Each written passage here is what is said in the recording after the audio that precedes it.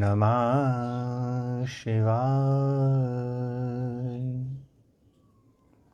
आइए प्रिय आत्मन मित्रों, हम सभी साधक मिलकर इस हिमालय की ऊर्जा से जुड़कर ऋषियों मुनियों के संग बैठकर ध्यान मंदिर की ओर चलें, परमात्मा की ओर, प्रकृति की ओर चलें, स्वयं के भीतर विराजमान परम ब्रह्म परमात्मा अपने सद्गुरुदेव की ओर चलें। उससे पहले हम सभी साधक मिलकर अपने अपने गुरुदेव भगवान और इष्ट देव की शरण में चलेंगे और उन्हें प्रणाम करके आशीर्वाद प्राप्त करेंगे। तो आइए सभी प्रार्थना की ओर चलते हैं।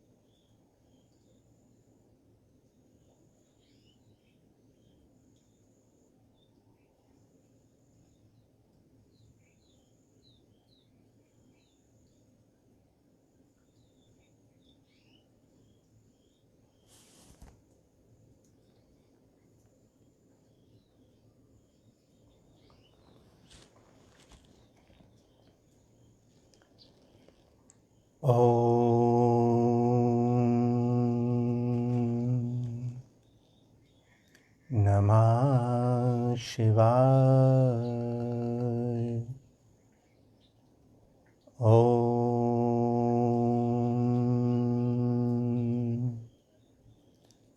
नमः शिवाय।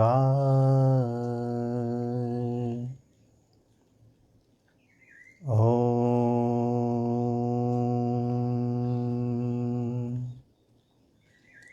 नमः शिवाय।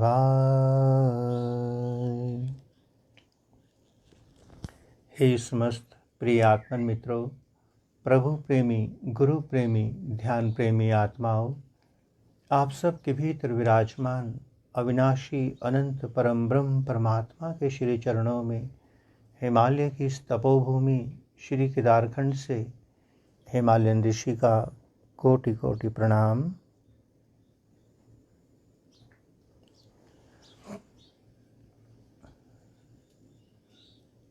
आइए प्यारे साधकों, प्यारे मित्रों, हम सभी ध्यान मंदिर की ओर चलें, परम ब्रह्म परमात्मा की ओर, अपने भीतर बैठे सद्गुरुदेव की ओर चलें। इस ध्यान मंदिर में प्रवेश करने से पहले नित्य प्रति की तरह आप अकेले हो जाना, निर्मल पावन पवित्र हो जाना। इस जन्म के पश्चात आपको जो भी प्राप्त हुआ, सारे संबंध, ज्ञान विज्ञान, जानकारियाँ, गुरु या कुछ भी इस धरा पर उतरने के बाद जो जो भी मिला, उन सभी आवरणों को थोड़ी देर के लिए उतार देना। इन सब को ध्यान मंदिर के बाहर छोड़ देना। अपने मन को, अपनी इंद्रियों को, सभी को अकेला कर देना और आप बिल्कुल अकेले होकर इस ध्यान मंदिर में प्रवेश करना। ये ध्यान मंदिर का द्वार केवल एक के लिए खुला है। इसमें यदि आप सभी को लेकर आ गए या किसी एक को भी अपने साथ ले आए तो इस ध्यान मंदिर में प्रवेश ही नहीं मिल पाएगा। तो अकेले, बिल्कुल अकेले मन, बुद्धि, चित्त, इंद्रियों को सबको अलग कर देना। निर्मल पावन पवित्र नवजात शिशु की तरह इस ध्यान मंदिर में चले आए। आइए सभी मिलकर स्वयं की ओर चलें, ध्यान की ओर।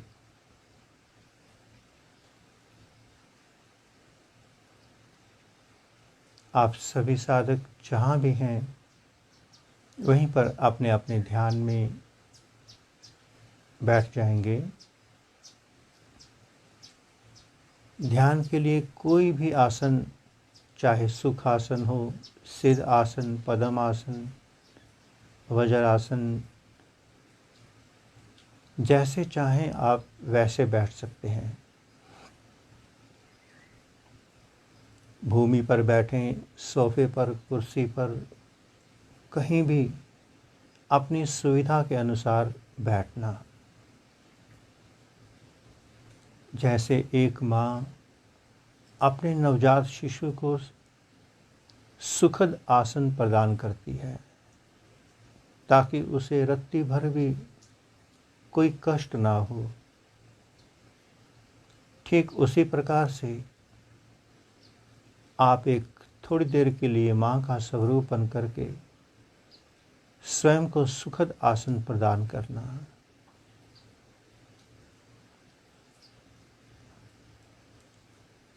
बिल्कुल हल्के फुल्के बैठना। शरीर के किसी अंग में कोई अकड़न तनाव ना हो।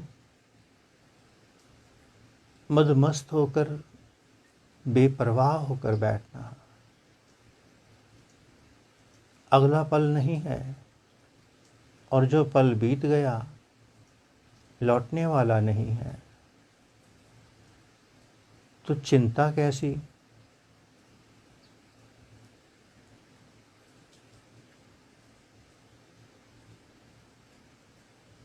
अपनी दोनों आँखों को बड़े प्रेम से बंद कर लें।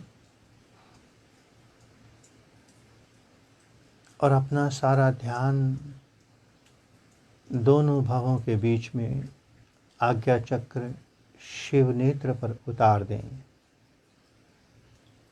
शिव नेत्र से देखना प्रारंभ करें। बाहर के संसार को देखना हो तो बाहर के नेत्र चाहिए। अगर बाहर के नेत्र खुले होंगे तो बाहर का संसार देखने में कोई प्रयास नहीं करना पड़ता। स्वतः ही वो नेत्र उस संसार को देखते हैं बिना किसी प्रयास के। और भीतर के संसार को देखना हो तो भीतर का नेत्र चाहिए।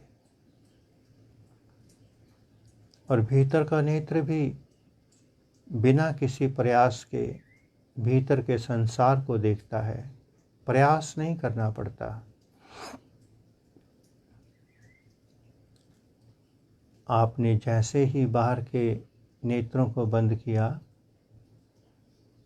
भीतर के नेत्र से भीतर स्वतः ही दिखना शुरू हो गया।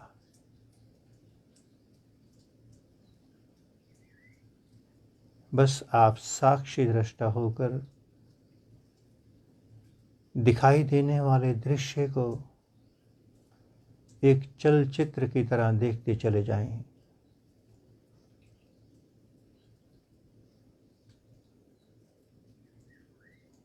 बाहर चलने वाली पिक्चर कितनी ही लुभावनी हो, सुख दुख मोह से भरी हो, 3 घंटे के लिए हमें बेहोश करती है। या जितनी देर की वो पिक्चर होती है उतनी देर के लिए हमारा मन उसी में बह जाता है। पिक्चर के ख़त्म होते ही पुनः से हम नॉर्मल सामान्य हो जाते हैं। भीतर की पिक्चर भी बिल्कुल वैसी ही है।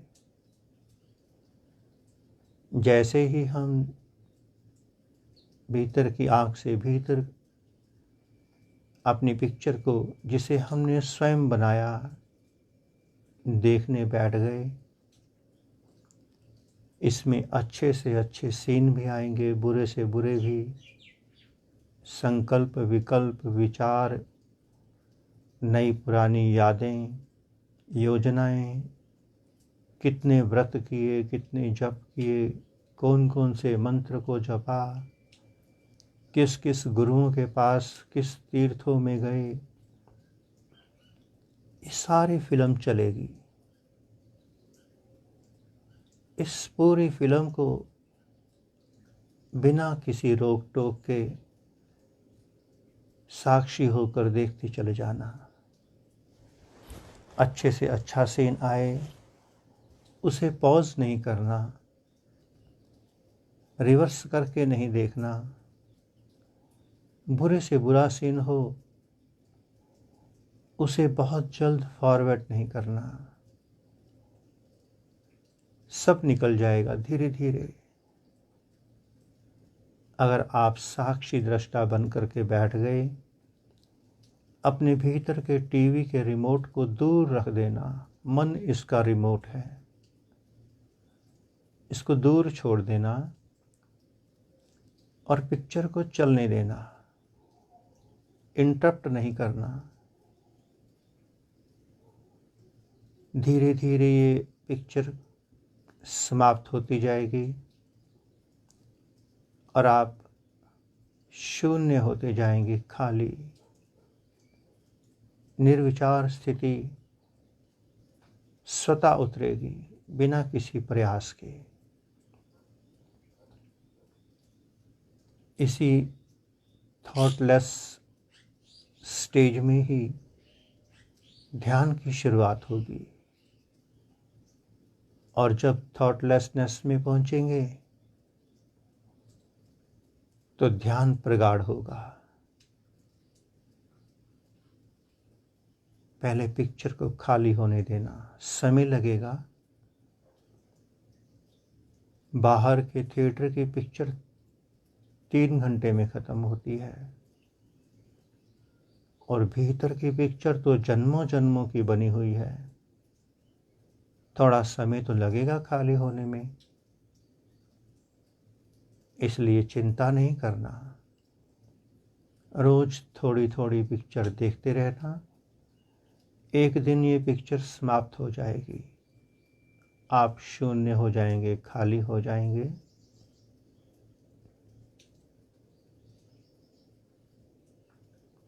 लगातार देखते चले जाएं। इस भीतर की साक्षी दृष्टा में हिमालय की ऊर्जा बहुत सहायक बनती है। अनेकों साधकों का अनुभव भी है कि जब हम हिमालय की छत्र छाया में हिमालय के ऋषियों के संग बैठते हैं तो मन बहुत गतिमान नहीं रहता। सुख दुख की अनुभूति भी कम होती है। ये चित्त अधिकतर आनंद में रहता है।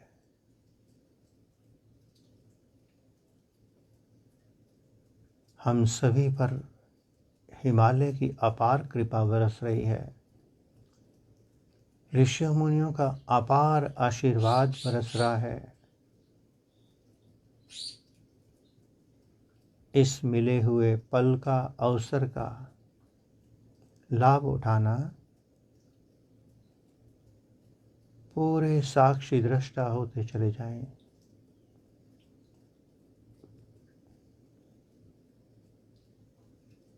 इस समय आप ना तो शरीर हैं, ना मन, ना इंद्रियां। ये सब ध्यान मंदिर के बाहर है। यहाँ तो आप केवल एक निर्मल, पावन, पवित्र आत्मा हैं, जिस आत्मा को परमात्मा में मिलना है।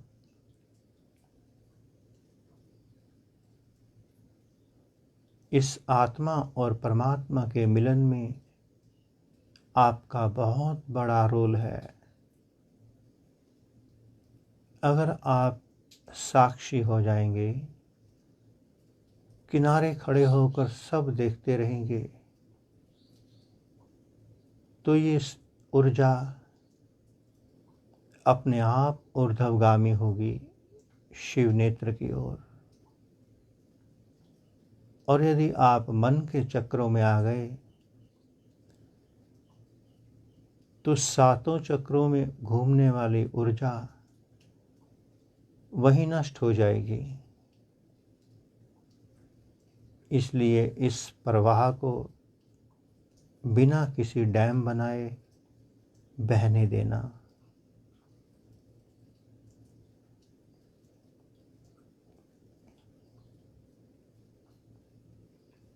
कोई कल्पना नहीं करना, कोई विचार नहीं लेके आना,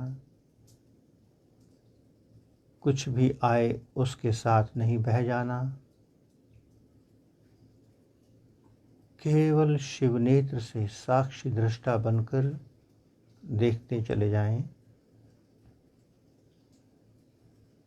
क्या दिखाई दे रहा है उसका कोई महत्व नहीं।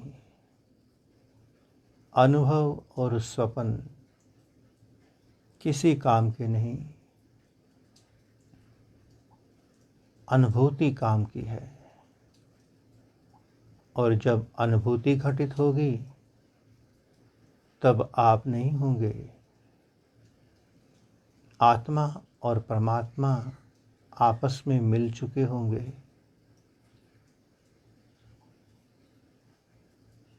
लगातार अपने आप से जुड़ते चले जाएं।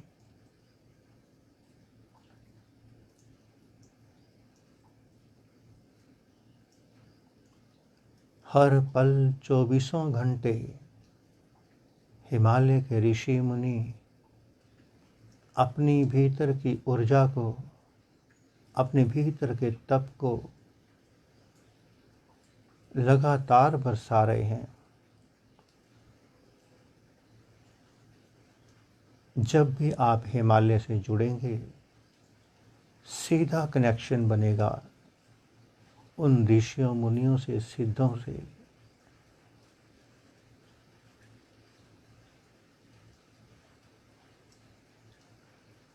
देखते चले जाएं।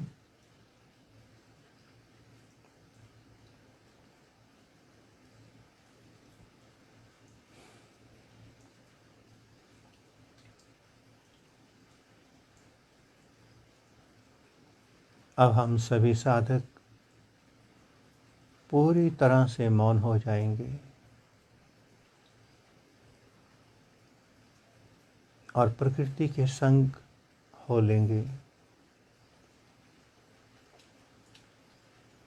किसी गुरु को सिमरन नहीं करना, किसी गुरु का मंत्र नहीं जपना, किसी को ध्यान में नहीं लेकर आना। कोई भी नाशवान वस्तु हो या इंसान जो आने वाले पल में काल का ग्रास बनने वाला है, और जो काल का ग्रास बन चुके हैं, कोई संत महात्मा हो, गुरु हो, कोई भी हो, किसी को याद नहीं करना, किसी भी सहारे को नहीं पकड़ना। अगर काल के साथ जुड़े तो हम भी काल के ग्रास बनेंगे। भीतर बैठे महाकाल से जुड़ना, अपने परम पिता परमात्मा से जुड़ना, अपने भीतर के सद्गुरुदेव माँ भगवती कुंडलिनी शक्ति से जुड़ना। बाहर के संतों, महात्माओं, गुरुओं के पास कई जन्म बर्बाद कर लिए हमने। सब ने हमें अपने से बांध के रखा। मानव जन्म मुक्ति के लिए मिला था, सभी ने हमें पशु बना दिया, अपने से बांधा, अपना स्वार्थ हल करवाते चले गए। इन सब से मुक्त होकर मुक्तिदाता परमात्मा के संग बह जाएं। केवल आपका भीतर बैठा सद्गुरु, आपका परमात्मा ही आपके लिए परम सहयोगी, परम कृपालु हो सकता है। कोई नाशवान इंसान आपके काम नहीं आने वाला। भीतर मुड़ जाए, भीतर। तो आइए थोड़ी देर के लिए पूरी तरह से मौन हो जाएं। हिमालय बाहर से भी बरस रहा है और भीतर से भी। पूरी तरह से डूब जाना भीतर। सजग, जागृत, साक्षी होकर बैठना। जिन लोगों को, इंद्रियों को, मन को ध्यान मंदिर के बाहर आपने छोड़ा है, वह सब सत्संग सुन रहे हैं। उन्हें भी पता है कि ध्यान मंदिर के भीतर क्या बात चल रही है। मन, इंद्रियां सब तैयार हो गई हैं। उन्हें पता है कि साधक अब अकेला हो गया। मास्टर भी मौन होने वाला है। पूरा जीवन, पूरा जन्म जिस मन ने आप पे राज किया हो, उसका राजपाट छिन जाए, इतनी आसानी से तो वो हार नहीं मानने वाला। देखना, मौन होते ही मन 1 मिनट में कैसे प्रकट होता है। अब आप अपने स्वामी, अपने मालिक, अपने गुरु खुद बनना। लाठी लेकर बैठना होश और जागृति की, ताकि मन कोई भी चाल न चल सके। अब आपकी थोड़ी देर के लिए अपने साथ ही परीक्षा होगी। अभी तक तो पथ प्रदर्शक का, मार्गदर्शक का साथ था, जो शब्दों के बाण से आपको जगाता रहा। अब आप स्वयं जागना थोड़ी देर। आइए मौन की ओर उतर जाएं।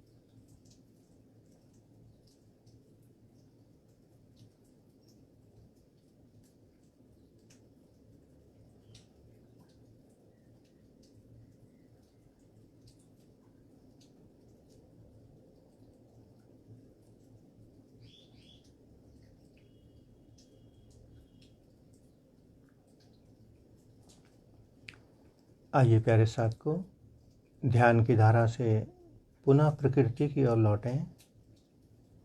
अपनी दोनों हथेलियों को रगड़कर अपने मुखमंडल पर फेर लेंगे।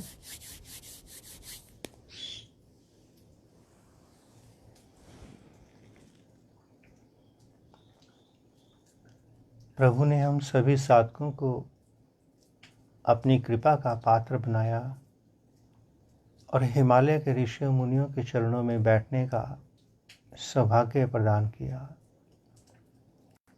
आइए सभी मिलकर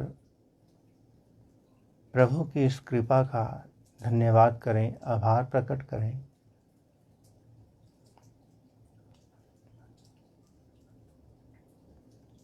ओम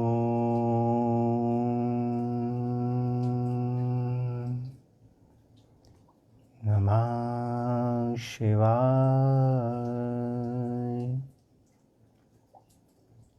ओम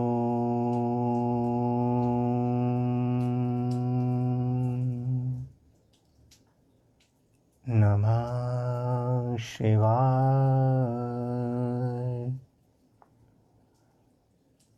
ओम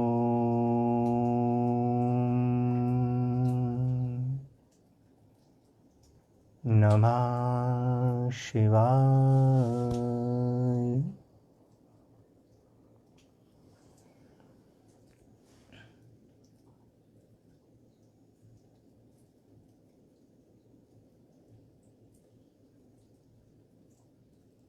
प्यारे मित्रों, प्यारे साथियों, आज आपको एक विशेष बात समझा देते हैं। बिल्कुल स्पष्ट शब्दों में, बिना किसी घुमा करे, बिना किसी लाग लपेट के।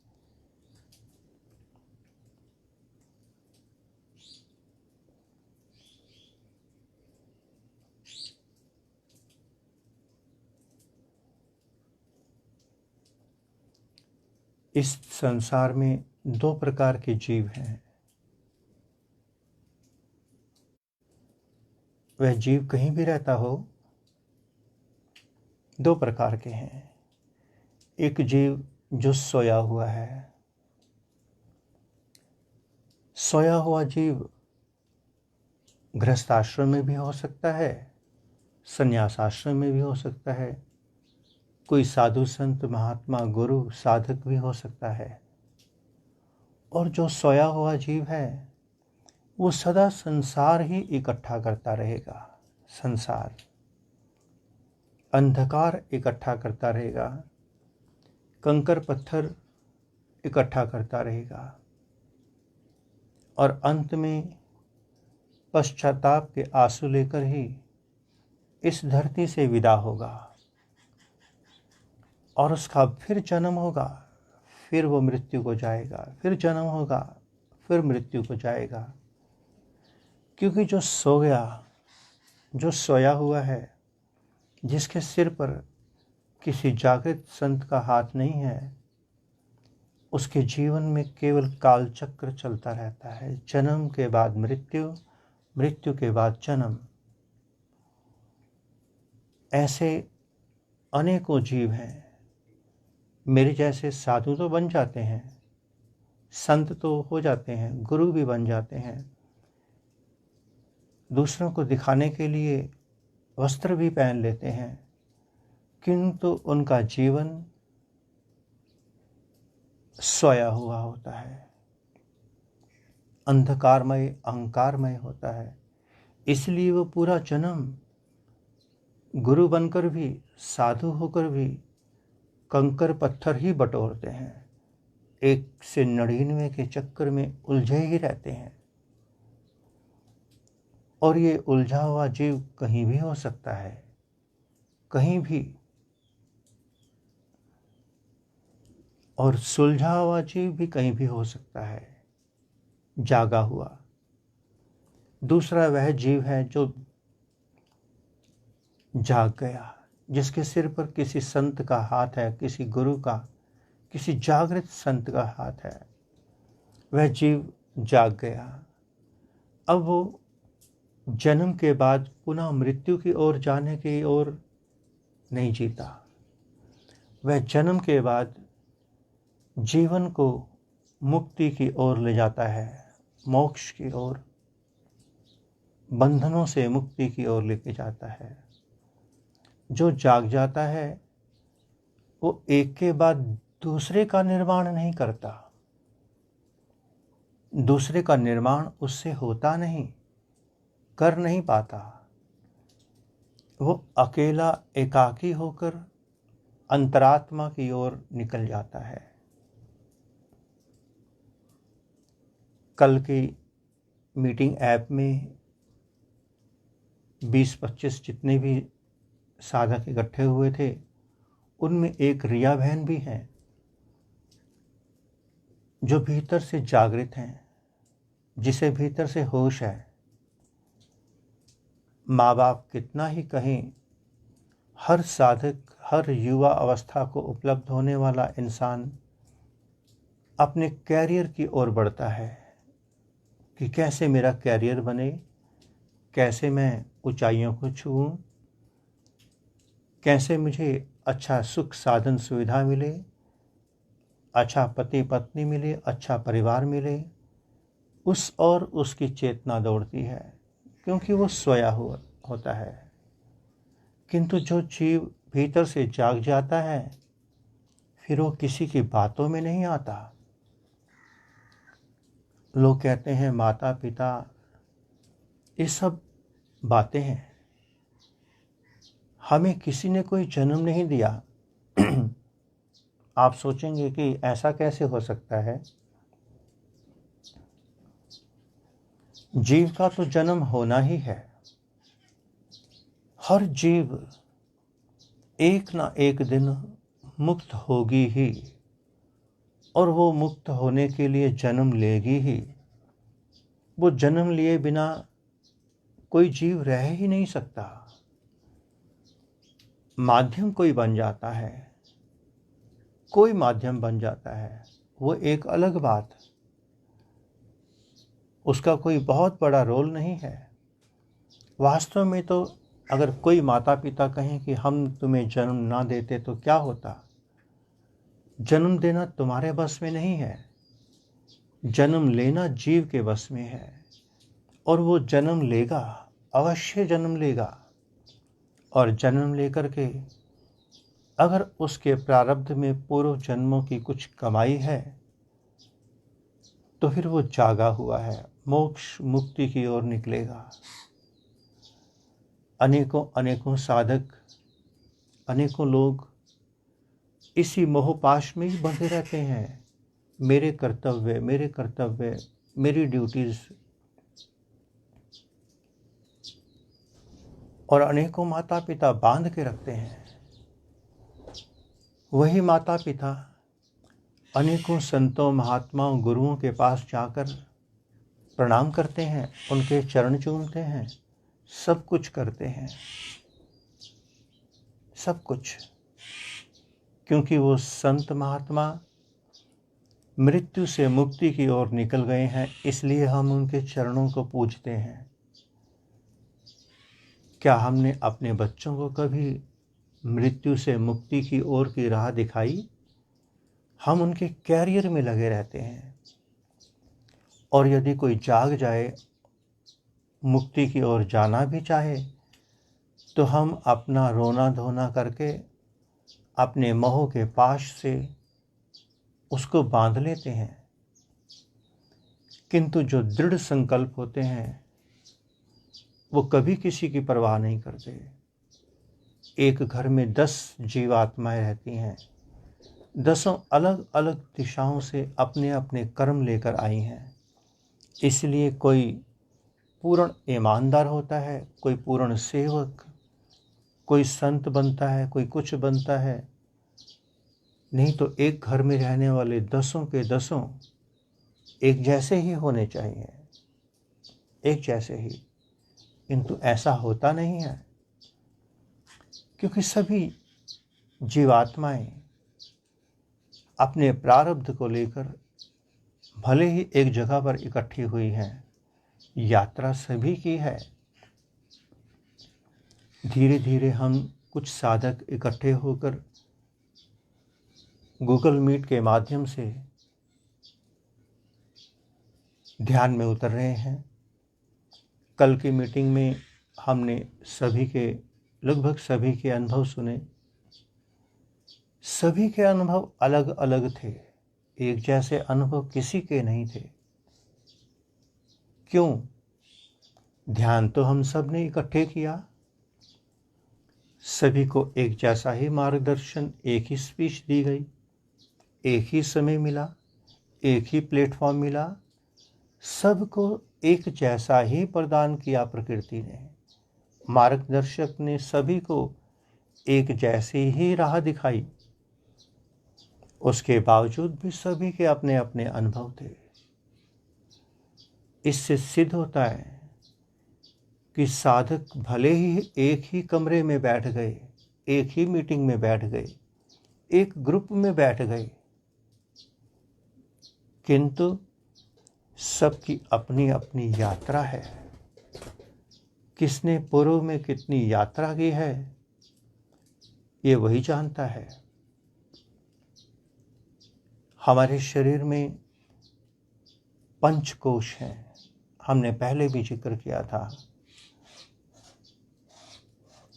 अन्नमय कोश, प्राणमय कोश, मनोमय, विज्ञानमय, आनंदमय कोश। हमने पूर्व में किस कोश तक की साधना की है, उस कोश के अनुभव होते हैं। उस कोश के फेसबुक के माध्यम से धीरे धीरे कुछ ऐसी प्यासी जिज्ञासु आत्माएं जुड़ रही हैं, जो पूर्व से खोजती खोजती अपने रास्ते को ढूंढती ढूंढती इकट्ठी हो रही हैं, और धीरे धीरे हम उन्हें एक स्थान पर जोड़ रहे हैं, ताकि हम सभी साधक जो एडवांस हैं, जो गहरे हैं, जो सच में प्यासे हैं, सभी मिलकर जब हम ध्यान में बैठते हैं। अभी तो फेसबुक के माध्यम से हजारों लाखों लोग जुड़े हैं। किसी की कैसी वाइब्रेशंस हैं, किसी की कैसी ऊर्जा है, इतना प्रभाव नहीं पड़ता। किंतु जब हम सभी एक जैसी जीवात्माएं इकट्ठी होकर बैठती हैं ध्यान मंदिर में, तो ऊर्जा का एक अलग ही आलम होता है, अलग ही स्थिति होती है। इसलिए कभी कभी फेसबुक के माध्यम से सभी को संदेश भेज दिया जाता है। तो जो प्यासी आत्माएं हैं, जो बिल्कुल निस्वार्थ भाव से जीती हैं स्वयं के लिए, वो धीरे धीरे संपर्क में आने लगती हैं। यूं कहो कि परमात्मा उन पुष्पों को इकट्ठा कर रहा है एक माला बनाने के लिए, कि परमात्मा उस माला को स्वयं धारण कर सके। अभी करीबन 35-40 साधक, 35-40 पुष्प इकट्ठे हुए हैं ध्यान प्रेमी गुरु शिष्य ग्रुप में। और भी आएंगे, हम जानते हैं। बहुत प्यासी आत्माएं हैं जिन्हें रास्ता नहीं मिल रहा, राह नहीं मिल रही, किंतु उनकी प्यास है, जिज्ञासा है। वो सब ढूंढ रही हैं रास्ता ढूंढ रही हैं। और जैसे जैसे उनकी प्यास बढ़ती चली जाएगी, परमात्मा स्वयं उन्हें रास्ता देंगे, अवश्य देंगे। पहुंचेंगे वो एक दिन, जल्द पहुंचेंगे, हम जानते हैं। तो प्यारे साधकों, प्यारे मित्रों, जो ये लोग कहते हैं कि ड्यूटी ड्यूटी ड्यूटी, कर्तव्य है, तो जो आपके सामने हिमालयन ऋषि बैठा है, क्या उसके माता पिता नहीं थे या नहीं है? क्या उसके कोई कर्तव्य नहीं थे?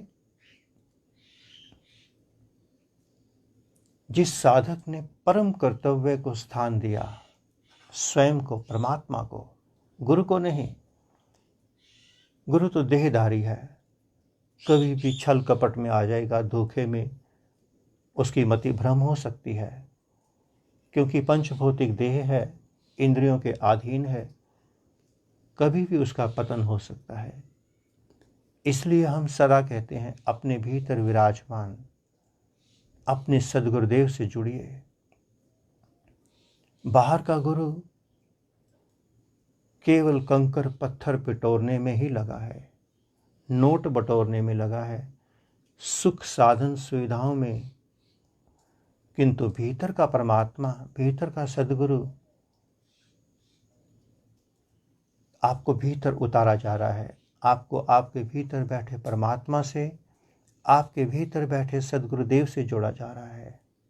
आपको उस ओर मोड़ा जा रहा है जिस ओर से सभी संत महात्मा गुरु आपको तोड़ते हैं और अपने से जोड़ते हैं। इसलिए आज तक हम सभी बाहर ही बाहर घूमते रहे। किसी ने अपने सिर पर गुरु ग्रंथ साहिब लाद रखा है, किसी ने रामायण, किसी ने भागवत, किसी ने गीता, किसी ने कोई लेक्चर, किसी ने किसी गुरु को, किसी ने किसी गुरु को।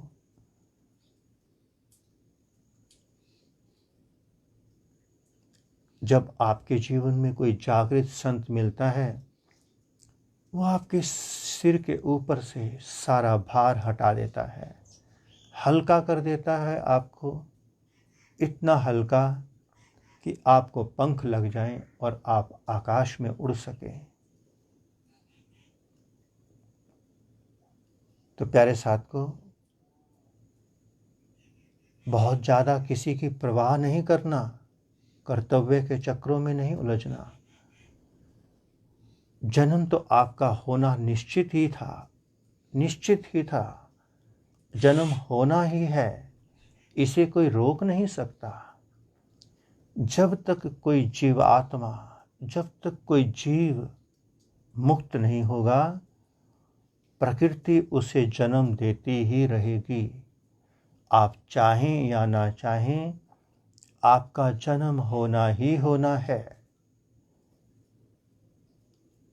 कोई रास्ता ही नहीं है। जैसे जन्म होने के बाद अगर आप कहें कि मेरी मृत्यु ना हो, मृत्यु को आप थोड़ी देर के लिए टाल सकते हैं। किसी क्रिया से, योगिक क्रिया से सांसें बढ़ाकर कम करके आगे पीछे कर सकते हैं आप।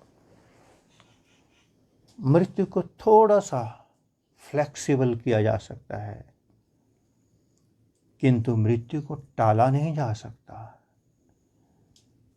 ये पंचभौतिक देह प्रकृति से प्राप्त हुई है, पुनः प्रकृति को वापस करनी ही होगी। प्रकृति स्वतः ले जाएगी, आपके बस में नहीं है कि आप ना मरें। जब हमारे बस में मरना नहीं है, हमारे बस में जन्म भी नहीं है। जन्म और मृत्यु होना ही होना है।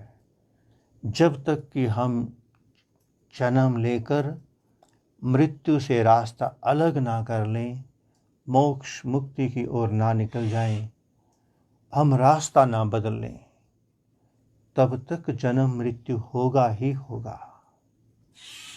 इसीलिए बुद्ध हो या मीरा हो, महावीर हो या शबरी हो, ऐसे अनेकों संतों साधकों ने अपना रास्ता बदल लिया, ट्रैक चेंज कर लिया। जन्मों जन्मों से हम साधक जन्म के बाद मृत्यु की ओर आदतवश चलते ही जा रहे थे। हम किसी को कहें कि ओम नमः शिवाय जपो, दिन भर रोज जपो, धीरे धीरे करते करते करते करते एक समय ऐसा आ जाएगा, ये मंत्र आदत बन जाएगी हमारी। हम रात को सोए होंगे तो ओम नमः शिवाय चल रहा होगा। ये अजप्पा नहीं है, आदत है, आदत। फिर इस आदत को ब्रेक करना बड़ा मुश्किल हो जाता है, बड़ा मुश्किल। ठीक वैसे ही जन्म के बाद मृत्यु, मृत्यु के बाद जन्म, आदत पड़ गई है जन्म लेने की और जन्म के बाद सीधा मृत्यु की ओर जाने की। हमने कभी ट्रैक चेंज करने की सोची ही नहीं। एक कथा को एक बार सुनते हैं, 2 बार सुनते हैं, 10 बार, जीवन भर उसी लेक्चर को ही सुनते रह जाते हैं। लेक्चर जिस ओर इशारा कर रहा है, हम उस ओर चलते नहीं। रामायण जिस ओर इशारा कर रही है, मुक्ति की ओर, भगवान श्री कृष्ण की गीता, भागवत, पुराण जिस ओर इशारा कर रहे हैं, मुक्ति की ओर, हम उस ओर जाते नहीं, ट्रैक चेंज नहीं करते। हमारे संत गुरु महात्मा जिस ओर आपको ले जाना चाहते हैं, आप उस ओर जाना ही नहीं चाहते। फिर तो जन्म के बाद मृत्यु चलती ही रहेगी, चलती ही रहेगी। किंतु जिन जिन साधकों के भीतर थोड़ी सी भी जागृति पैदा हो गई, जिस समय जागृति पैदा हो गई, ये कभी भी हो सकती है। भगवान बुद्ध में तब जागृति पैदा हुई थी तो पूर्व जन्मों की कमाई, किंतु जब जागृति पैदा हुई, कहते हैं उनका 2 महीने का छोटा सा बालक था, भीतर जागृति पैदा हुई, उन्होंने अपना रास्ता मृत्यु से मुक्ति की ओर मोड़ दिया। ऐसे ही लव कुश, ध्रुव, प्रहलाद जैसे साधक, शबरी कहते हैं कि शायद वो 10 साल की रही थी, जिसके भीतर होश जगी, उसने मृत्यु से मुक्ति की ओर अपनी राह पकड़ ली, मतंग महर्षि की ओर चली गई। अनेकों अनेकों साधक ऐसे हैं। ऐसा नहीं है कि आप वृद्ध अवस्था को हो गए हैं, 50 साल के या 100 साल के होने वाले हैं, आप रास्ता नहीं बदल सकते, अब अगले जन्म में देखा जाएगा। नहीं, आप अभी भी अपना रास्ता बदल सकते हैं। अभी भी मृत्यु से एक पल पहले भी अगर आपने अपना रास्ता बदल दिया, एक कदम भी चल पड़े मुक्ति की ओर, तो अगले जन्म के लिए उतनी कमाई आपकी तैयार हो गई है। आपके सामने जो हिमालयन ऋषि बैठे हैं, उनके माता पिता ने भी उन्हें घर संसार बसाने के अनेकों बार याचनाएं की, प्रार्थनाएं की। क्या हमारी कोई जिम्मेवारी, कोई कर्तव्य नहीं थे? किंतु हमारे सिर के ऊपर मां भगवती कुंडलिनी शक्ति का हाथ, प्रारब्ध की 7 जन्मों की स्पष्ट कमाई साथ थी, जिन्होंने छोटे छोटे कर्तव्यों को एक किनारे कर दिया और परम कर्तव्य की ओर मोड़ दिया। परम कर्तव्य है मोक्ष, मुक्ति की ओर निकल जाना। जिन संतों महात्माओं की जीवनियाँ हम पढ़ते हैं, जिन भगवानों के बारे में हम सुनते हैं, जिन संतों ऋषियों के पास जाकर हम रोते हैं, प्रार्थना करते हैं, जिनके जीवन को हम साक्षात देखते हैं, हम वही हो सकते हैं, बिल्कुल वही हो सकते हैं। अगर एक साधक बुद्ध हो सकता है, तो इसका अर्थ सारी प्रकृति बुद्धत्व को उपलब्ध हो सकती है, सभी हो सकते हैं। आवश्यकता है ट्रैक बदलने की, आवश्यकता है आज सही मार्गदर्शन की, मार्गदर्शक की। हम चाहें तो डॉक्टर और वकील बन के पूरी जिंदगी आपको उलझा के रखें, कभी रामायण में, कभी गीता में, कभी किसी कर्तव्य में, कभी किसी ड्यूटीज में उलझा के रखें। और यदि हम चाहें तो पल भर में आपके उलझन को सुलझन बना दें। अगर संत स्वयं ईमानदार होगा, मोक्ष मुक्ति की राह पे होगा, तो वो दूसरों के जीवन में पाश नहीं डाल सकता। अगर मुझे पता है कि सामने विष रखा है और विष खाने से मेरी मृत्यु हो जाएगी, अगर मुझे पता है और मैं भीतर से ईमानदार हूँ, सजग हूँ, तो मैं वो विष आपको भी खाने के लिए नहीं दूंगा, क्योंकि जो परमात्मा मेरे भीतर बसता है वही परमात्मा आपके भीतर बसता है। जब मैं स्वयं मृत्यु नहीं चाहता, मुक्ति चाहता हूँ, तो आपको मृत्यु की ओर कैसे भेज सकता हूँ? तो प्यारे साथियों, प्यारे मित्रों, आप जहाँ खड़े हैं वहीं से अपनी दिशा बदल लें, दशा बदल जाएगी। बहुत जन्म हम जन्म के बाद मृत्यु की ओर जाते रहे। परम सौभाग्य उन ऋषियों मुनियों का, हिमालय की तपस्या का, हिमालय की कृपा का, जिसने हमें ऐसा पथ प्रदर्शक मिला दिया जो हमारा रास्ता सीधा कर रहा है, हमारा रास्ता सीधा कर रहा है। धन्यवाद उस परम ब्रह्म परमात्मा का, जिसने हमें अपनी कृपा का पात्र बनाकर चुन लिया। अवसरवादी बनना, प्यारे साथ को अवसरवादी बनना, छोटे छोटे कर्तव्यों में, ड्यूटीज में नहीं उलझना। जहाँ है वहीं पर अपने ईमानदारी से जीवन को जीते हुए भागना नहीं। भागने वाला इंसान कभी सफल नहीं होगा। जहाँ खड़े हो वहीं जाग जाना। परमात्मा स्वयं वो समय लाएगा, अवसर लाएगा, जब आपको अकेला कर देगा। आप जानबूझकर अकेले होने का नाटक नहीं करना। मन से एक छोटा सा भजन आपने अनेकों बार सुना होगा। एक लाइन बता देते हैं।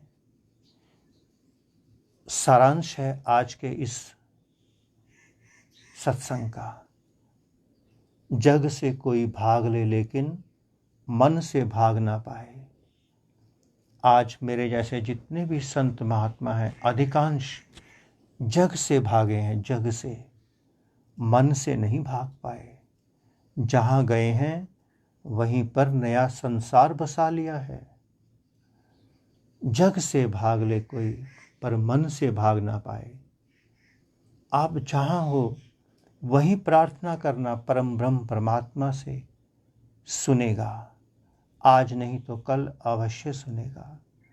प्रार्थना करना, इतना ही स्वीकार करना। प्यारे मित्रों,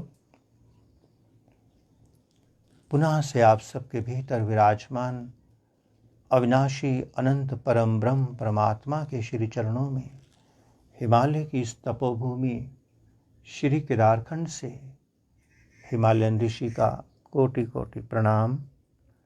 और संपूर्ण हिमालयास में विराजमान समस्त देवी देवताओं, समस्त ऋषियों, मुनियों, गुरुजनों, संत महापुरुषों की ओर से आप सबको शुभ आशीष, शुभ मंगल कामना। ओम नमः शिवाय। ओम सर्वे भवन्तु सुखिनः, सर्वे सन्तु निरामया, सर्वे भद्राणि पश्यन्तु, मा कश्चित् दुःखभाग् भवेत्। ओम शांति शांति शांति। बाहर बारिश रुक गई है। आइए आपको थोड़ा सा बाहर का हिमालय दर्शन करा दिया जाए, उसके बाद हम इस सभा को विराम दें। और जो साधक इष्ट देव मंत्र दीक्षा का तो एक प्रयोजन है केवल, ताकि चुन चुन कर मोती इकट्ठे हो सकें और माला बन सके। ओम।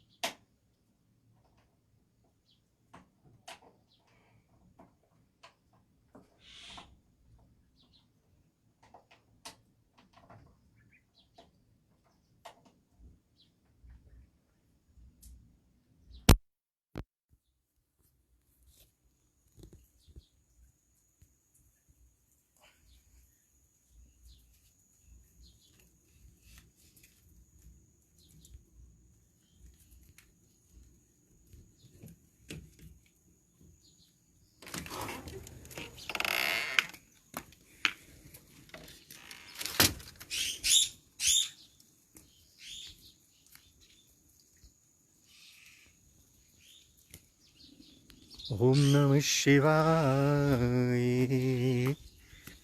ओम नमः शिवाय। ओम नमः शिवाय। हरि ओम नमः शिवाय। ओम नमः शिवाय।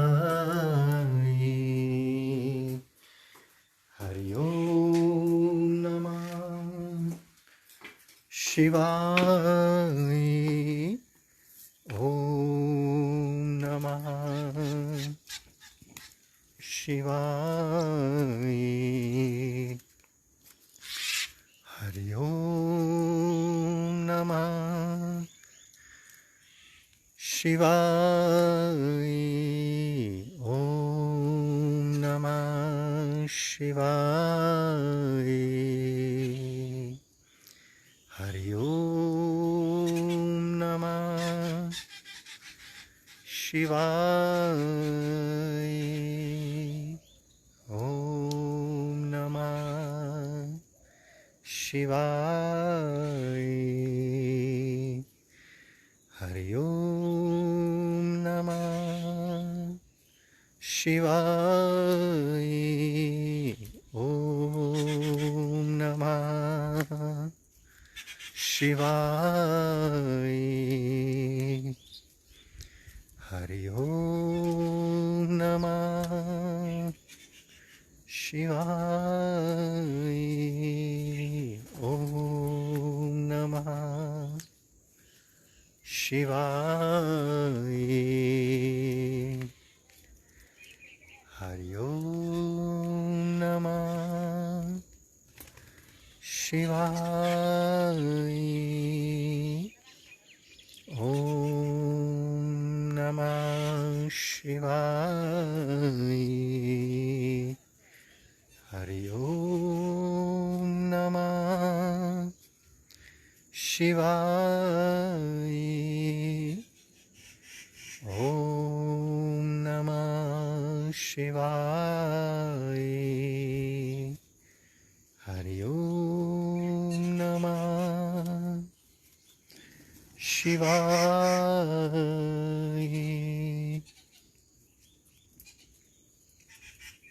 तो प्यारे साथ को, प्यारे मित्रों, बहुत ज़्यादा नहीं उलझना किसी कर्तव्यों में। परमात्मा के दिए हुए सबसे परम कर्तव्य की ओर ही चले जाना ही पड़ेगा, आज नहीं तो कल। ओम नमः शिवाय।